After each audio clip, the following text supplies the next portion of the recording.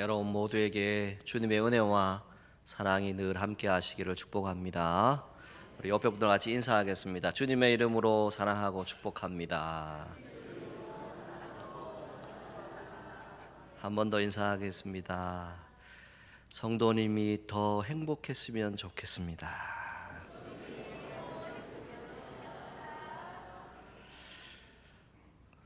이 맥주절은 이스라엘 백성들이 가나안에서 보리 수확을 기념하는 절기입니다. 그래서 성경에는 77절, 오순절 이렇게 명시되어 있기도 합니다. 특별히 한국 교회는 7월 첫 번째 주일을 한 해의 전반기를 끝나고 이제 하반기를 시작하는 시점으로 해서 지난 반년 동안 우리를 인도하신 그 베풀어 주신 은혜에 감사하고 또 이제 남은 6개월의 시간도 하나님께서 우리를 인도해 주시고 은혜를 베풀어 달라고 하는 그런 마음으로 예배드리는 그런 시간이라고 말씀드릴 수 있습니다. 여러분들의 2024년 남은 시간 동안 주님과 늘 동행하시기를 축복합니다. 우리는 불과 몇 년 전에 어느 누구도 생각지 못했던 아직도 실감나지 않는 코로나19라고 하는 질병, 이 전염병을 지나왔습니다. 저도 여러분도 3차에 걸쳐서 백신을 맞아야 했던 시간이 있었지요. 그 백신을 맞고 난 다음에 희귀병을 앓게 되고 중증 환자로 고생하게 되고 중환자로 고생하다가 사망하게 되고 그리고 아쉽고 안쓰러운 시간들을 우리는 지나왔습니다. 아직도 이 백신과 인과성이 있는지 거기에 대해서 정확한 판단은 나오지 않았습니다. 그러나 그 모든 시간들을 통해서 우리가 깨달은 것은 무엇입니까? 생명은 하나님께 있다는 것이지요. 우리가 알고 있는 것처럼 수많은 사람들이 이 코로나19로 인해서 죽었습니다. 그리고 지금 우리 한국 사회는 어떠합니까? 장기간의 의료 파업, 의료 분쟁, 의료 대란이라고 하지요. 이것을 통해서 또 아픔을 겪는 우리의 이웃이 있습니다. 혹 치료받지 못할까? 수술받지 못할까? 그런 염려를 겪고 있는 우리의 이웃들이 있다는 것이죠. 이 가운데 오늘 우리는 예배의 자리에 함께 했습니다. 여러분 모두에게 정말 물된 동산 같은 물이 끊어지지 않는 샘 같은 성도들로 성숙하여질 수 있는 그런 시간이 되시기를 간절히 기원합니다. 그리고 오래 황폐되어진 곳, 파괴된 곳, 무너진 곳들을 알아보는 영적 눈을 열 수 있기를 간절히 소망합니다. 그리고 바라보고 비판만 하고 누군가 그 일을 해주겠지 그런 생각만 하는 것이 아니라 말로만 하는 성도가 아니라 정말 직접 찾아가서 그 하나님의 사랑, 그 은혜를 실천하는 우리 사천읍교회 성도들이 되기를 주님의 이름으로 축복합니다. 그럴 때에 그 기초를 샀고 무너진 데를 보수하고 길을 수축하여서 거할 곳이 되게 하는 사람, 주변을 변화시키는 그러한 그리스도인이 되어야 할 것입니다. 그리고 내가 속한 곳이 이전보다 더 좋은 곳으로 만들어 나갈 수 있도록 여러분 마음에 품고 있는 그 꿈과 비전이 혹 실망이 찾아오고 절망이 찾아오고 낭망이 찾아온다 할지라도 끝까지 하나님 의지하시기를 바라고 항상 인도하시는 그 하나님을 따라서 오늘도 한 걸음 한 걸음 같은 뜻을 품고 한 마음으로 우리 사천읍 교회를 잘 섬겨주시기를 주님의 이름으로 부탁합니다. 오늘 본문의 내용은 이미 2000여 년 전에 이 말씀이 쓰여진 배경 그리고 이후에 일어나는 역사적인 사건들을 우리는 다 알고 이 본문을 보는 것이지요. 이사야의 말씀을 볼 때 안타까움을 느끼게 되는 것을 볼 수 있지요. 이사야 선지자를 보내서 여호와 하나님은 그들에게 경고합니다. 무엇을 경고합니까? 크게 외치라. 목소리를 아끼지 말라. 내 목소리를 나팔같이 높여서 내 백성에게 그들의 허물을, 야곱의 집에 그들의 죄를 알리라라고 1절 말씀에 기록하고 있습니다. 선지자를 통해서 무엇을 말합니까? 어리석은 이스라엘 백성들이 하나님께로 돌아오라 라고 하는 선지자의 말을 계속해서 듣는데도 듣지 않습니다. 그리고 더 멀리 도망가려 합니다. 그럴 때 선지자의 마음, 하나님 아버지의 마음이 어떠할까요? 안타까운 마음, 답답한 마음이 오늘 성경의 본문의 내용입니다.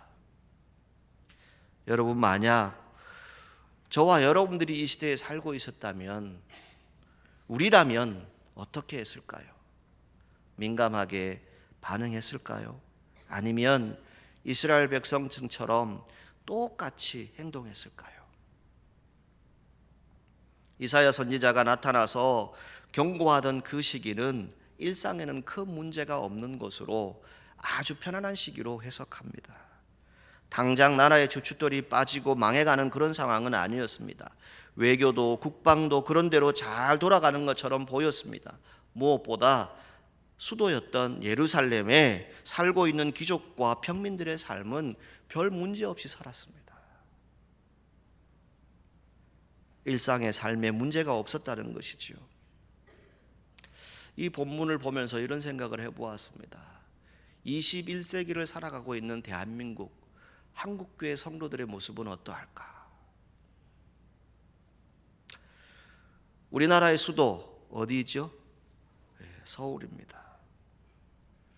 그 서울에 살고 있는 사람들의 삶은 어떠할까? 우리가 비춰지는 모습들을 볼 때에는 그냥 비슷하게 편안하게 살고 있구나라고 하는 그런 생각을 하게 됩니다. 그러나 우리의 현실은 북한과 마주하고 있습니다. 여러 위협에 처하고 있는 것 여러분 들어서 알고 계시지요. 우리의 일상에 하루하루 위협을 느끼면서 경계심을 가지고 살아가야 하는데 이것이 조금씩 흐트러지는 모습들을 우리는 발견할 수 있습니다. 우리나라는 세계 10위권의 무역, 경제, 국방 대국입니다. 방산산업이 아주 뛰어나지요. 그래서 우리가 함께하고 있는 이 지역사회에 카이라고 하는 기업에서 무엇을 만들죠? 전투기를 생산을 합니다. 수출을 하죠. 그리고 가까이 거제 지역을 가면 무엇을 만들죠? 잠수함을 만듭니다. 그래서 수출하는 나라입니다. 어쩌면 대한민국에 살고 있기 때문에 우리는 지금의 삶을 보게 되면 그저 이렇게 잘 살고 있구나 라고 생각할 수 있습니다. 어쩌면 우리의 일상도 하나님이 우리의 삶 속에 계속해서 경고하고 계신데 그 말씀이 들려오고 있는데 그 예언을 놓치고 살고 있지는 않은지요. 우리 스스로를 돌아볼 필요가 있는 시기에 우리는 있습니다. 우리가 성경을 통해서 보는 것은 무엇입니까? 하나님이 보는 것과 사람이 보는 것은 다릅니다. 사람은 눈에 보이는 것으로 판단하지요. 외교적인 부분, 국방적인 부분, 나라의 여러 가지 관계들, 이러한 것들이 눈에 들어올 수 있습니다. 그러나 하나님의 눈은 누구를 보고 있을까요? 믿음의 사람들. 오늘 저와 여러분들을 바라보고 계십니다. 우리들이 어떻게 살아가고 있는가? 우리가 어떻게 한 영혼 한 영혼을 사랑하면서 믿음으로 살아가고 있는가? 그것을 보시고 계신다는 겁니다. 특별히 그 가운데 낮은 곳에 잊혀진 사람들, 힘들고 결박당하고 압제당하는 사람들에게 하나님의 마음이 향하고 있음을 볼 수 있죠. 그래서 6절과 7절 말씀에 보게 되면 어떤 내용이 나옵니까? 흉악한 결박을 풀어주고 압제당하는 자를 자유롭게 하고 또 줄인 자에게 양식을 나누어 주고 유리하는 빈민을 집에 들이고 헐벗은 자를 보면 입히고 권력을 위해서 숨겨주기도 하고 이런 일들을 행해야 하는데 금식한다고 하는데 기도한다고 하는데 도리어 자기 자신의 안전만을 위해서 자기의 목적만을 위해서 살아가고 있는 이 시대의 이스라엘 백성들을 향해서 외치는 말씀이지요. 이스라엘 백성들이 아마 기도했을 겁니다. 그들은 지금도 수도 없이 기도합니다. 우리를 위해서 우리의 삶을 구해 주십시오. 그리고 우리에게 더 축복해 주십시오라고 기도하겠지요. 하나님은 그 이스라엘 백성들에게 갑자기 무엇을 말씀하십니까? 응답하시겠다, 너의 기도를 듣겠다라고 말씀하는데 단서가 있어요. 뭡니까? 결박당하고 압제당하는 사람, 힘들고 어려운 이웃들을 먼저 돌아보라. 그러할 때에 내가 너희 기도에 응답하겠다라고 말씀하고 있습니다. 오늘 이 시대에 우리 믿음의 그리스도인들이 이 땅에 살아가고 있습니다. 여러분 모두 예수 그리스도의 반석 위에 놓여 있기를 주님의 이름으로 축복합니다. 그러나 한 가지 우리가 기억하셔야 될 것은 우리의 인생도 금이 갈 수 있다는 것을 유념하셔야 됩니다. 우리의 인생도 남들이 보기에는 멀쩡해 보일 수 있지만 우리의 기초가 예수 그리스도에게 놓여져 있지 아니하면 우리의 인생도 금이 갈 수 있고 무너질 수 있다는 겁니다. 이것을 오늘 우리 시대에 보고 있다는 것이지요. 우리가 가진 계획이 있습니다. 우리의 생각대로 해보고 싶은데 잘 일이 되지 않죠. 그때 하나님은 말씀을 통해서 우리에게 무엇을 말씀해 주십니까? 선한 것을 우리에게 주시겠다, 그것을 작정하셨다라고 성경은 기록하고 있어요. 그리고 하나님은 우리에게 가장 선한 것을 주시는데 그 선한 것을 믿고 기도할 때에 그 소원을 이루어 주시겠다라고 말씀합니다. 로마서 8장 28절, 우리가 잘 아는 대로 하나님을 사랑하는 자, 그의 뜻대로 부르심을 입은 자들은 어떻게 하라고요? 합력하여서 선을 이루라고 말씀합니다. 오늘 저와 여러분들에게 어떤 문제가 있습니까? 기도하실 때 여러분들의 기도가 응답되기를 원하십니까? 여러분들의 기도에 아름다운 열매들이 맺혀지고 풍성한 은혜를 체험하기를 원하십니까? 그렇다면 주변을 돌아보십시오.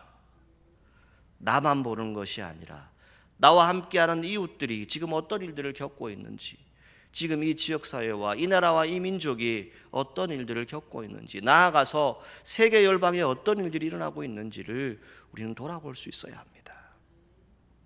반드시 하나님께서 가장 선한 것으로 주시겠다라고 하는 확신을 가지고 기도하시기를 바랍니다.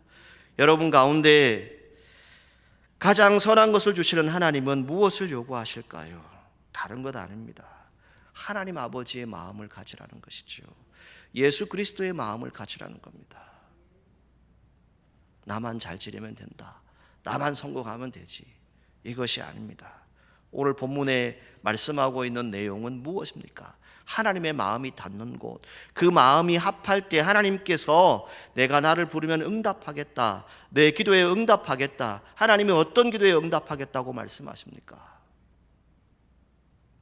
압제당하는 자, 힘들고 어려운 사람들, 그 사람들을 돌아보면서 그들에게 복음을 전하라는 것이지요. 그들을 위해서 기도해 주라는 겁니다. 여러분들의 가정, 또 우리 교회, 이 나라에도 하나님의 은혜가 충만하기를 간절히 소망합니다. 특별히 오늘 성경에 기록되어진 것처럼 하나님께서 허락하신 물된 동산이 되기를 주님의 이름으로 축복합니다. 물 빠진 동산, 무엇일까요? 죽음의 역사가 있습니다.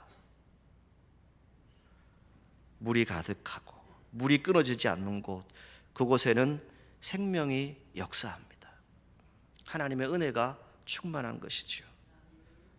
우리 모두를 인도하시는 하나님은 항상 인도하신다라고 말씀합니다. 그래서 11절에 여호와가 너를 항상 인도하여라고 기록을 하고 있죠. 여러분 모두에게 항상 생명을 주시고 은혜를 주시는 그 축복의 길로 인도하시는 그 하나님을 만나시기를 바랍니다. 그 하나님을 만나면 어떠한 상황에서도 만족함을 주신다라고 가장 먼저 말씀해 주고 있지요. 메마른 곳에서도 내 영혼을 만족하게 할 것이다. 메마른 곳, 어떠한 곳을 얘기합니까? 이 세상의 상태를 말하는 것이지요. 지금 오늘 우리 시대를 바라보십시오. 어제 오늘 여러 뉴스를 통해서 듣게 되는 이야기들은 이런 이야기입니다. 한 가지는 중국에서 폭우로 인해서 홍수가 나는데 양쯔강이 넘칩니다. 범람을 하지요.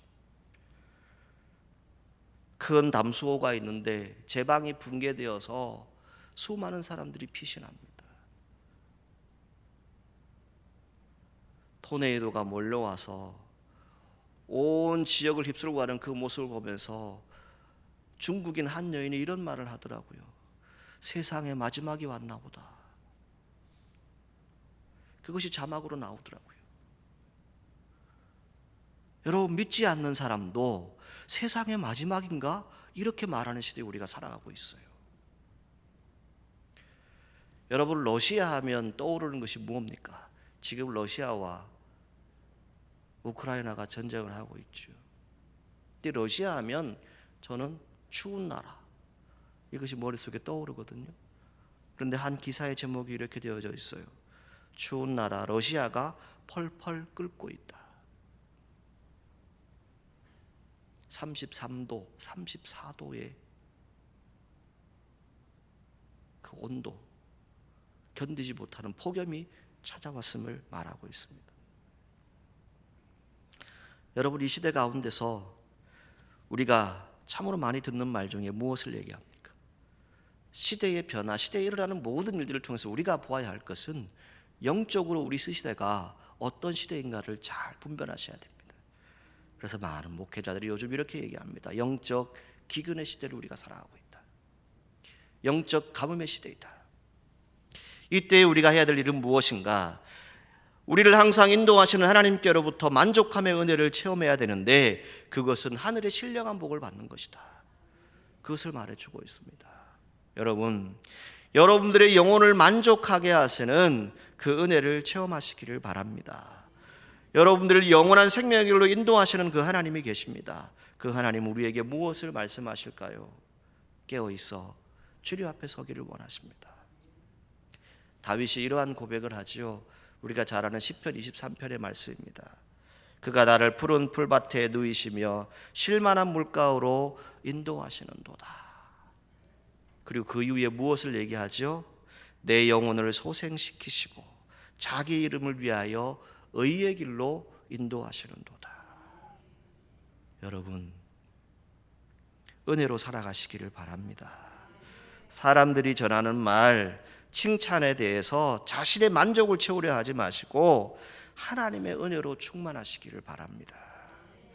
내 영혼의 만족함을 누릴 수 있는 성도들이 되셔야 합니다. 그래서 이 시대를 분별하셔야 됩니다.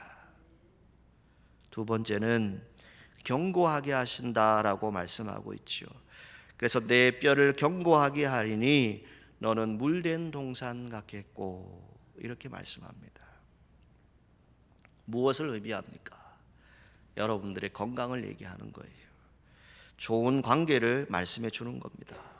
신체적으로, 정서적으로, 마음, 영혼, 이 모든 것들이 다 건강하시기를 축복합니다. 그리고 여러분 가족 간에, 성도 간에, 이웃 간에 서로 형통하시기를 바라고, 소통하시기를 바라고, 서로 공감하시기를 바라고, 서로 정말 품어줄 수 있는 너그러운 마음을 가진 그런 공동체가 되기를 주님의 이름으로 축복합니다. 하나님은 강력한 능력으로 우리의 영혼을 충족시켜 주십니다. 그 중에 하나가 무엇입니까? 우리의 뼈를 견고하게 하신다는 겁니다. 이 뼈는 기둥과 같은 의미입니다. 그래서 잠언 17장 22절에 마음의 즐거움은 양약이라도 심령의 근심은 뼈를 마르게 한다라고 말씀하고 있죠. 여러분, 영혼의 만족을 얻으시기를 바랍니다. 뼈를 녹이는 심령의 근심에서 벗어나서 하나님의 은혜로 충만한 이 시대를 살아가는 그런 성도들이 되시기를 간절히 소망합니다. 요즘 이 시대를 살아가면서 참 사고들이 많죠. 그 가운데 인재도 있고 또 방금 말씀드린 것처럼 수많은 자연재해들이 있습니다. 전쟁, 지진, 기근, 홍수, 수많은 일들이 우리 주변에서 일어나고 있죠. 불의의 사고들이 있습니다. 그런데 그 가운데서 주님이 여러분들을 붙들어 주시기를 간절히 소망합니다. 부러지지 않고 꺾이지 않고 넘어지지 않고 견고케 하시는 그 은혜를 체험하시기를 바랍니다. 어떻게 해요?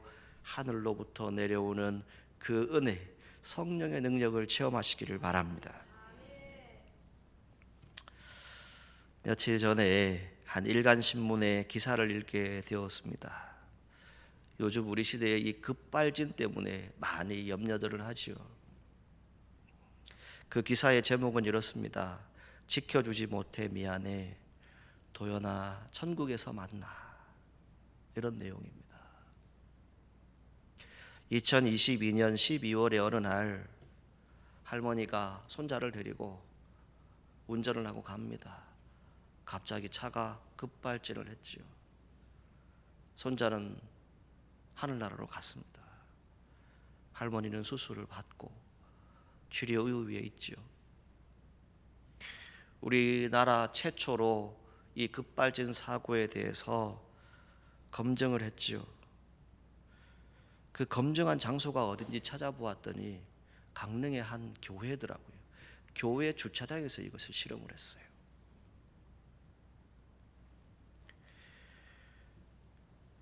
그 아버지, 그 가족들은 신앙인입니다. 정말 믿음이 있는 가정이에요. 그 아버지가 이런 기록을, 이러한 고백을 써놓고 있어요.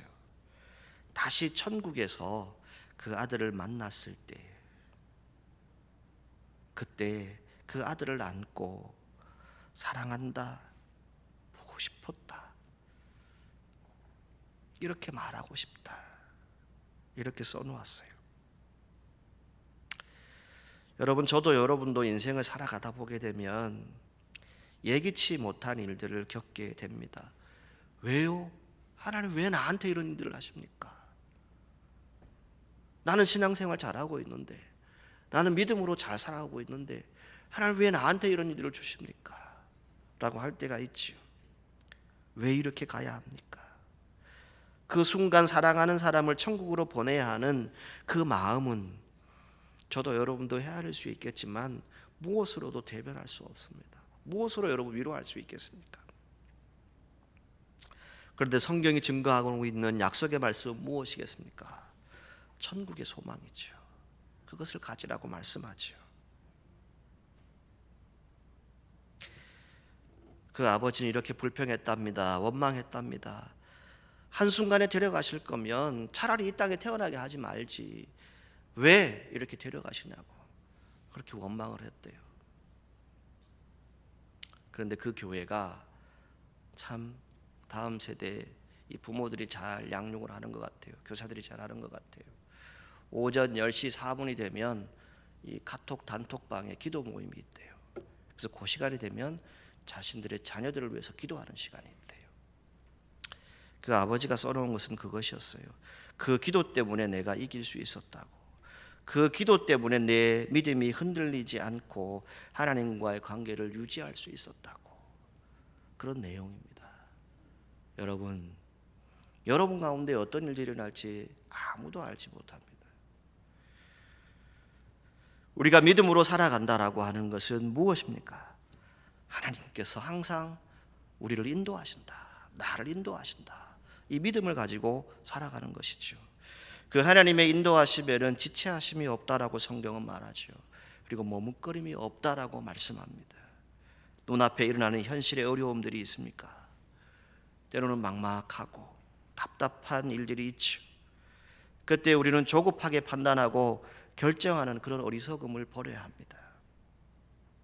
옳은 길로 인도하시는 하나님을 끝까지 믿으시기를 바랍니다. 절망하지 마시고 독수리가 새 힘을 얻어서 하늘 높이 날 수 있는 것처럼 우리의 영혼이 만족하는 새 힘과 능력으로 인도하시는 그 하나님을 만나시기를 바랍니다. 본문 10절에 줄인 자에게 내 심정을 동하며 괴로워하는 자의 마음을 만족해 하면 내 빛이 흑암 중에서 발하여 내 어두움이 낮과 같이 될 것이다 라고 말씀합니다. 여러분, 오늘 이 자리에 함께 예배드리고 계신데 여러분 어떤 기도를 하고 계십니까? 무엇을 두고 기도하고 계십니까? 오늘 성경에 기도를 통해서 응답하겠는데 제하라고 하는 말씀이 있어요. 제거하라고 하는 말씀이 있어요. 9절 말씀에 보게 되면 멍에 손가락질 허망한 말을 제하라라고 말씀합니다. 근데 이거 누구한테 한 말이에요? 이스라엘 백성들에게. 오늘날로 얘기하면 신앙인들에게 하는 말씀이에요. 신앙인들이 서로 남의 어깨를 무겁게 하는 일들을 해서는 안 되지요. 남을 비방하거나 비웃거나 비난해서도 안 될 겁니다. 신앙인들이 허망한 말, 풍설, 풍문, 떠도는 얘기들을 말해서도 안 될 것입니다. 그것을 제거하라는 거예요.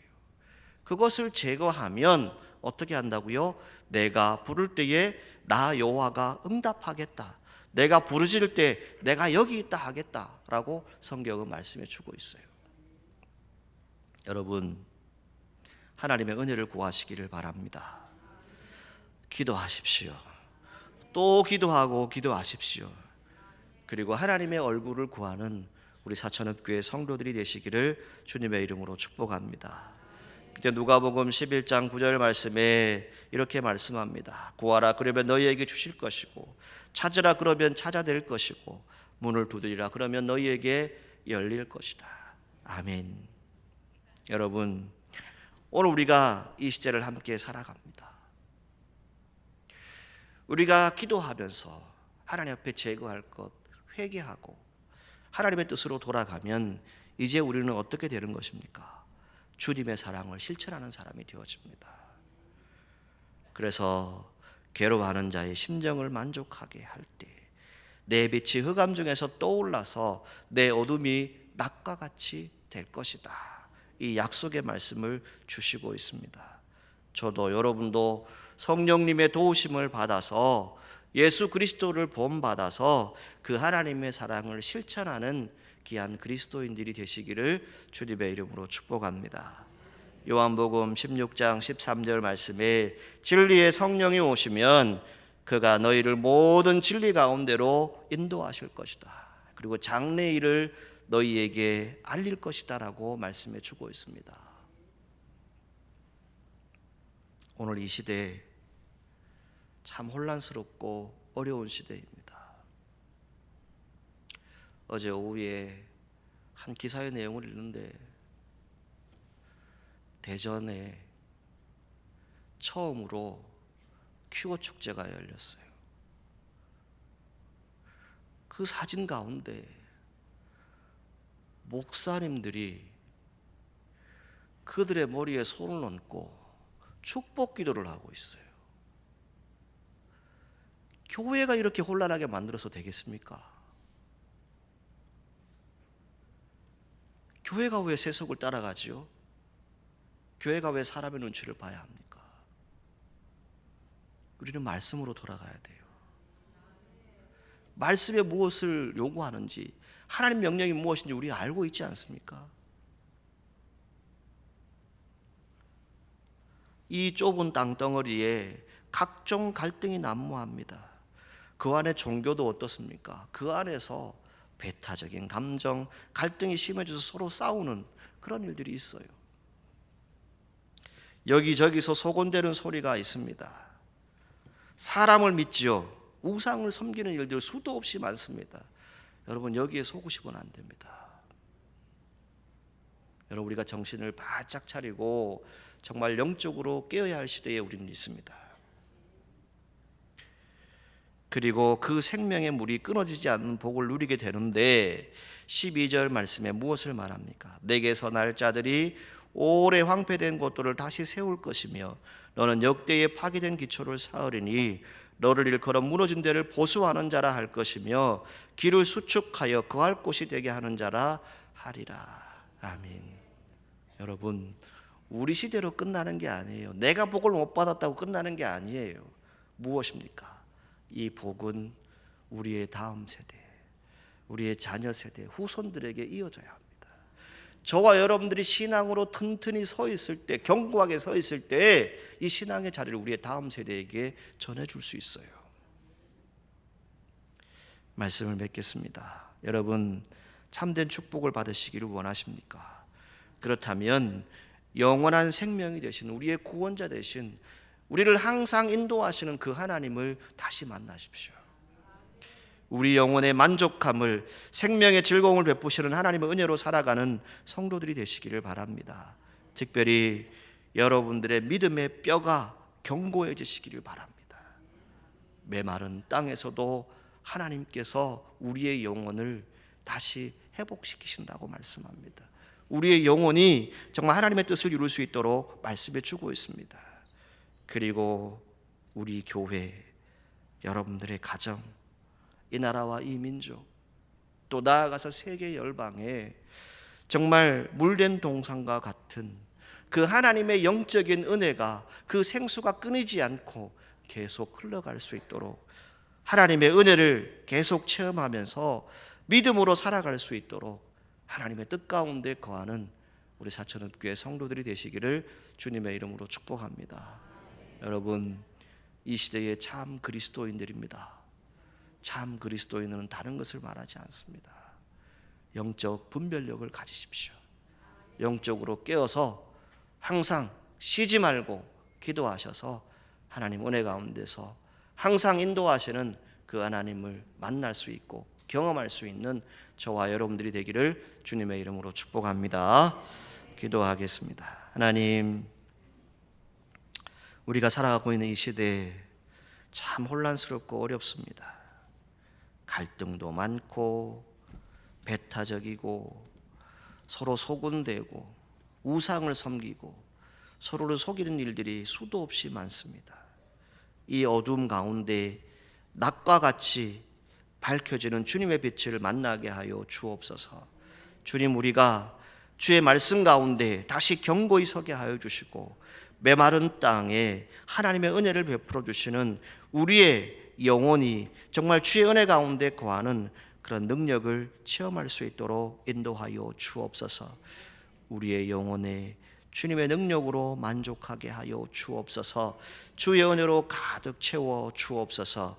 우리의 다음 세대를 기억하여 주시고 이 다음 세대 가운데 하나님의 살아계심을 잘 전할 수 있도록 우리 부모 세대가 깨어 있어서 기도할 수 있도록 축복하여 주옵소서.